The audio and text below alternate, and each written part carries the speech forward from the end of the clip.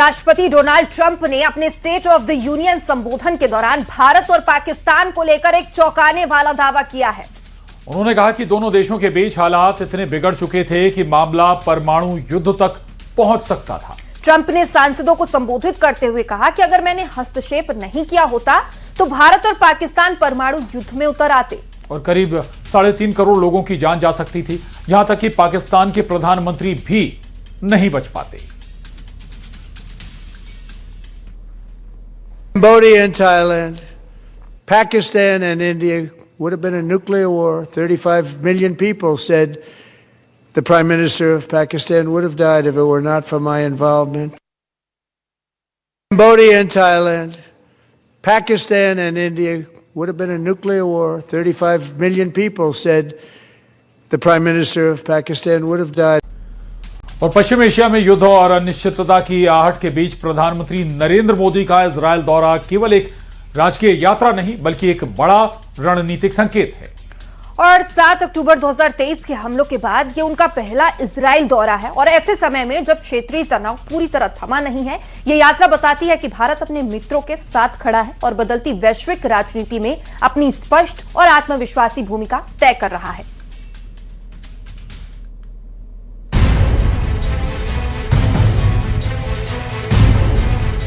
सात अक्टूबर के बाद की दुनिया अलग है। गजा संघर्ष ने पश्चिम एशिया की राजनीति को झंझोर दिया है। ऐसे दौर में प्रधानमंत्री मोदी का इजरायल पहुंचना सिर्फ कूटनीतिक औपचारिकता नहीं बल्कि भरोसे का सार्वजनिक प्रदर्शन है। 34 साल के राजनीतिक इतिहास में वो इजरायल की दूसरी यात्रा करने वाले पहले भारतीय प्रधानमंत्री हैं। साल 2017 की ऐतिहासिक यात्रा ने संबंधों को रणनीतिक साझेदारी तक पहुंचाया था और अब ये दूसरा दौरा उस भरोसे को और गहरा करने का संकेत है।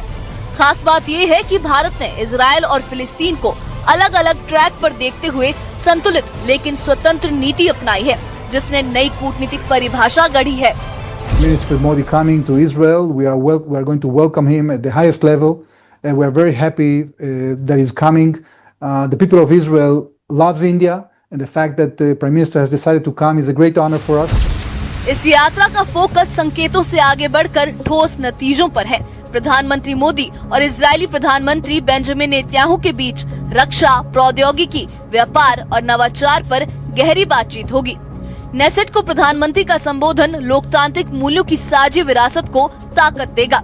दोनों देशों के बीच नए सुरक्षा समझौते, उभरती तकनीकों जैसे आर्टिफिशियल इंटेलिजेंस और क्वांटम साझेदारी पर प्रगति की उम्मीद है।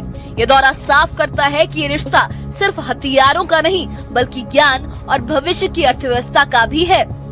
7 अक्टूबर 2023 के बाद उनका ये पहला इजरायल दौरा है और ऐसे वक्त में हो रहा है जब ईरान में स्थिति संकट की बनी हुई है। दूसरी तरफ बोर्ड ऑफ पीस को लेकर लगातार चर्चा जारी है। इस बीच प्रधानमंत्री नरेंद्र मोदी का इजरायल दौरा भारत और इजरायल के रिश्ते को तो मजबूत करेगा ही बल्कि मध्य एशिया की सियासत में भी भारत के संतुलित रुख को रेखांकित करेगा। रक्षा सहयोग साझेदारी का मजबूत स्तंभ रहा है। इजरायल भारत के प्रमुख रक्षा आपूर्तिकर्ताओं में शामिल है और अब जोर जॉइंट प्रोडक्शन और टेक्नोलॉजी ट्रांसफर पर है। आयरन डोम जैसी मिसाइल रक्षा प्रणाली, उन्नत ड्रोन, लेजर आधारित सुरक्षा तकनीक और साइबर सहयोग पर चर्चा इस दौरे का अहम हिस्सा बन सकती है। भारत में इजरायल के राजदूत रूविन अजार ने भी इशारा दिया है कि सहयोग को नई ऊंचाई दी जाएगी। मेक इन इंडिया के लक्ष्य के साथ ये रणनीतिक साझेदारी भारत की रक्षा आत्मनिर्भरता को रफ्तार दे सकती है। Doing more government to government cooperation to give solutions to urgent needs, and I also see more and more companies coming together to create joint ventures, and I see these joint ventures developing things that are far more advanced than the things we've been producing so far. Paschim Asia अभी पूरी तरह से शांत नहीं है। America और Iran के बीच तनाव बना हुआ है और क्षेत्रीय समीकरण तेजी से बदल रहे हैं। ऐसे अनिश्चित माहौल में भारत का ये साफ संदेश है कि वो अपने राष्ट्र हितों और साझेदारियों को लेकर दृढ़ है। इजरायल के साथ बढ़ती नजदीकी सिर्फ सामरिक नहीं बल्कि वैश्विक मंच पर भारत की बढ़ती भूमिका का सिंबल है। ये दौरा बताता है कि नई विश्व व्यवस्था में भारत सिर्फ दर्शक नहीं बल्कि निर्णायक साझेदार बनने की दिशा में आगे बढ़ चुका है। न्यूज 18 इंडिया के लिए दिल्ली से नीरज कुमार की रिपोर्ट। और भोपाल में धर्म परिवर्तन मामले में अब तक का सबसे बड़ा खुलासा सामने आया है। दरअसल इस गिरोह की सरगना 2 बहनें निकली है। वो बहनें जो गरीब हिंदू लड़कियों को टारगेट किया करती थी और अमीर लड़कों को सप्लाई किया करती थी। खबर है कि गरीब लड़कियों की बड़ी पार्टियों में सप्लाई की जा रही थी। साथ ही ये गैंग हिंदू लड़कियों का धर्मांतरण भी कराता था। फिलहाल पुलिस ने 4 आरोपियों को गिरफ्तार किया है, जिनमें 2 बहनें शामिल हैं और तीसरा आरोपी जमाल है। ये वही है जो लड़कियों से दुष्कर्म करता था और इन्हें प्रताड़ित करता था। साथ ही जो चौथा आरोपी है उसका नाम चंदन यादव है। खबर यह भी है कि इस आरोपी ने भी अपना धर्म परिवर्तन किया था। फिलहाल इस गैंग से जुड़े 2 आरोपी फरार हैं, जिनकी तलाश लगातार पुलिस कर रही है। और मामले को लेकर नाराज हिंदू संगठनों ने प्रदर्शन करते हुए आरोपियों के खिलाफ कड़े एक्शन की मांग की है।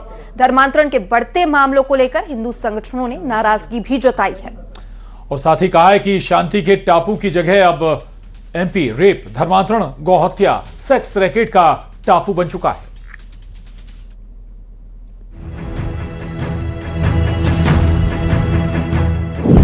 धर्मांतरण की साजिश, उबाल और सवाल।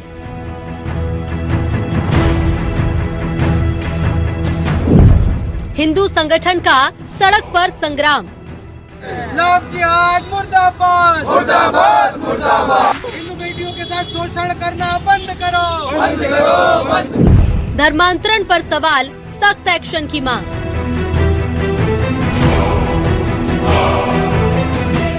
भोपाल में धर्म परिवर्तन और शोषण के मामले ने पूरे शहर को हिलाकर रख दिया है। अमरीन और आफरीन नाम की 2 बहनों ने मिलकर एक संगठित गैंग खड़ा कर रखा था, जो गरीब परिवार की लड़कियों को नौकरी और मदद का लालच देकर अपने जाल में फंसाती थी। इसके बाद उन्हें ब्लैकमेल कर मानसिक, शारीरिक शोषण और जबरन धर्म परिवर्तन के लिए मजबूर किया जाता था। मध्य प्रदेश में लगातार सामने आ रहे धर्मांतरण के मामलों के बाद अब हिंदू संगठन सड़क पर उतर आया है। हिंदू संगठनों का कहना है कि मध्य प्रदेश अब शांति का टापू नहीं रहा। मध्य प्रदेश अब गौ हत्या, धर्मांतरण और सेक्स रैकेट का टापू बन चुका है।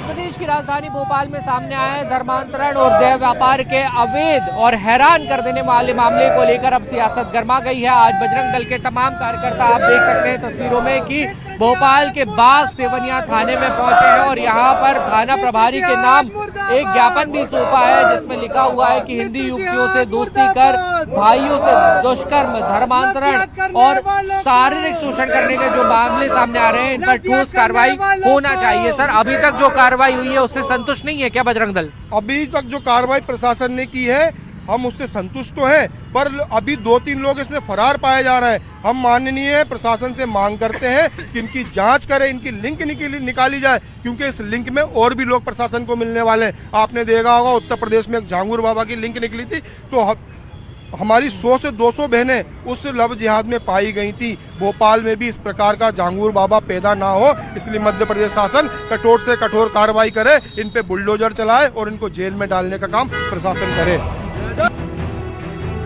मध्य प्रदेश में एक के बाद एक धर्मांतरण के मामले सामने आ रहे हैं और हिंदू लड़कियों को निशाना बनाया जा रहा है। अब ऐसे में सवाल है कि आखिर धर्मांतरण की इस फैक्ट्री का असल मास्टरमाइंड कौन है? वासु चौरे, न्यूज 18 भोपाल।